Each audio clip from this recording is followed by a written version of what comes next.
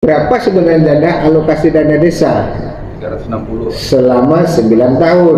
360. Dari data yang sudah kita dapatkan ada lebih kurang 357 atau 360 lah ya, atau 357 miliar yang sudah disalurkan ke desa. Artinya kewajiban pemerintah daerah untuk menghaluskan dana teratur pusat 10% itu sudah kami penuhi.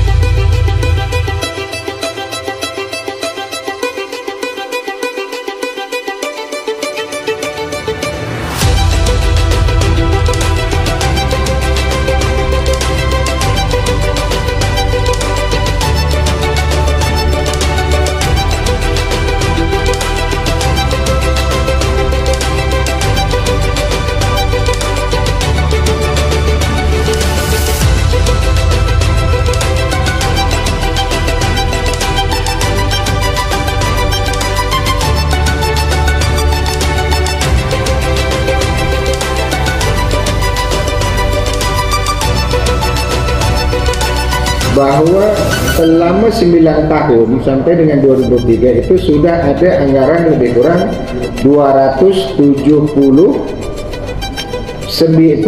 miliar dana desa dari pusat itu yang sudah masuk ke desa ya sejak 2015 itu lebih kurang 276 miliar 767 juta sekian. Yang belum dapat digambarkan tadi sempat saya minta dengan PMD, berapa sebenarnya dana alokasi dana desa? 360. Selama 9 tahun. 360. Dari data yang sudah kita dapatkan ada lebih kurang 357 atau 360 lah ya, atau 357 miliar yang sudah disalurkan ke desa. Artinya kewajiban pemerintah daerah untuk menghaluskan dana teratur pusat 10% itu sudah kami penuhi. Kecuali tahun 2023 dah 10% belum? Dah kan? Belum, Pak.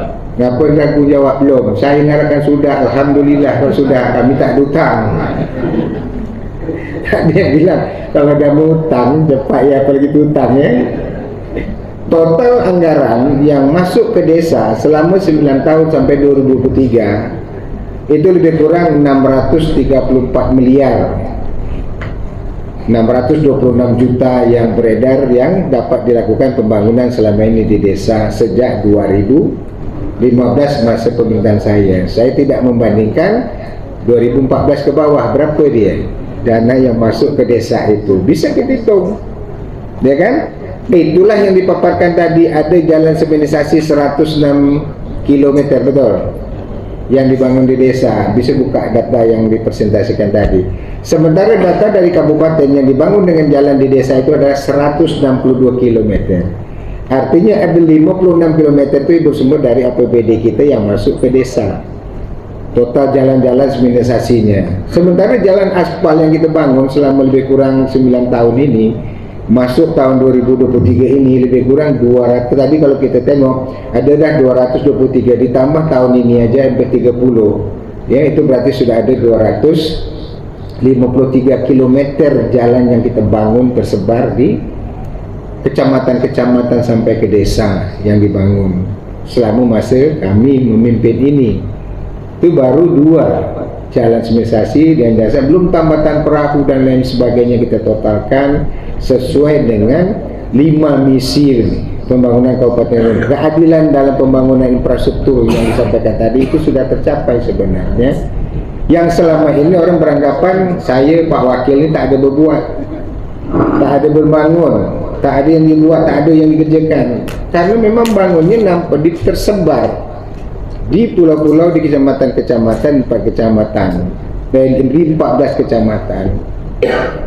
Kalau itu dikonsentrasikan pada suatu titik, membangun 253 km, katakan di Karimun, mana jalan nak kita bangun di sini?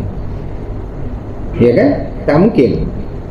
Itu semua kan tersebar dengan di pulau-pulau. Belum masuk lagi di kawasan industri, ada 42,5 km sampai dengan 2022, belum masuk dengan yang sekarang, hampir lebih kurang 50. Total keseluruhan kata kita gabung jalan dari industri dan jalan aspal seluruh kota, hampir 300 kilo yang kita bangun selama 9 tahun ini. Coba.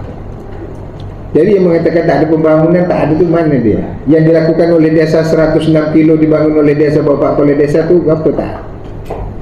Oleh karena itu, data yang kita bandingkan tadi oleh pendamping yang dilakukan Bapak Dibantu, kita kombinkan, kita gabungkan, itulah hasil pembangunan yang dilakukan oleh pemerintah daerah. Siapa pemerintah daerah itu adalah Bupati, DPRD, dan perangkat-perangkat bupati lah, kepala dinas, sampailah kepada desa tadi yang menggunakan anggaran pendapatan belanja daerah.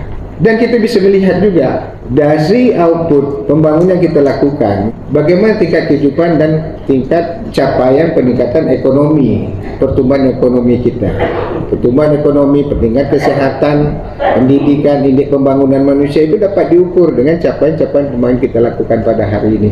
Makanya kemarin pada saat BPJS melakukan resource check tentang ekonomi kemarin, ingat ada kekeliruan dari pemerintah di bawah, kecamatan, lurah, dan kepala desa yang melibatkan RT dan RW, sehingga pada saat itu terjadi kenaikan angka kemiskinan kita. Yang saat ini angka kemiskinan kita ya 6,9, angka kemiskinan kita itu, kalau kita tidak hati-hati kemarin itu sampai angka 13%, berarti kita selama ini gagal membangun. Kenapa? Karena salah memasukkan kriteria indikator orang miskin tadi. Kenapa terjadi kesalahan? Kesalahan persepsi dan pemahaman bahwa pada saat pendataan berasumsi kalau memang banyak orang miskin, banyak kucuran dana pusat yang turun, khususnya bantuan-bantuan raskin, bantuan-bantuan untuk non tunai, bantuan, betul kan? Sehingga begitu kasih tahu dengan RT, satu RT menambah satu kakak saja, kita ada 1.300 RT. Berarti 1.300 kakak dikali dengan jiwa, berapa naiknya? Satu RT nambah satu. Kalau satu RT menaikkan 5 orang saja, berarti sudah ada hampir 6.000 kakak dikalikan dengan jumlah jiwa. Makanya saya minta kemarin yang waktu singgah untuk perbaiki. Alhamdulillah terjadi penurunan dan sekarang sedang dalam proses. Dan terjadi kenaikan naik 100% pada saat itu adalah pasca pandemi COVID. Ini juga berbahaya bagi penghitungan angka kemiskinan di desa. Berarti bapak-bapak desa kalau angka kemiskinannya naik, berarti program-program yang kita buat tepat sasaran atau tidak? Tentu kan nanti dinilai kan oleh masyarakat desa. Ini kok banyak pembangunan tapi orang miskin kok makin banyak. Itulah akibat kesalahan tadi, pemahaman tentang pendataan orang miskin tadi, dengan asumsi dinaikkan karena apa tadi, RT RW tak tahan bahwa yang ada sekarang ini banyak marah. Mengapa orang itu dapat, saya tak dapat? Ini dapat dari bantuan non tunai, ini dapat dari sembako ini, saya tak dapat. Akhirnya masuk sekali direkap, ternyata seperti yang saya sampaikan tadi. Ini sedang kita lakukan perbaikan-perbaikan dengan asumsi bahwa yang kita lakukan selama ini dengan dana desa yang begitu besar masuk di desa, hampir 700 miliar ini yang di desa itu, dengan harapan terjadi pertumbuhan, artinya peningkatan pendapatan ekonomi masyarakat, pendidikan meningkat, kesehatan meningkat, indeks pembangunan manusia meningkat. Itu yang kita harapkan dengan program-program yang kita lakukan hari ini. Makanya rapat hari ini, rapat koordinasi ini dibahaslah secara detail sesama nanti yang melibatkan pemerintah desa, kemudian ada sekretaris desa, ada para camat, kemudian ada pendamping kabupaten yang mungkin membahas hal ini. Dan secara teknis nanti dari PMD, dan saya mintakan dari dinas-dinas yang menjadi tim fasilitasi untuk membahas ini secara lebih baik lagi. Saya kira itu yang penting dari kegiatan ini. Dan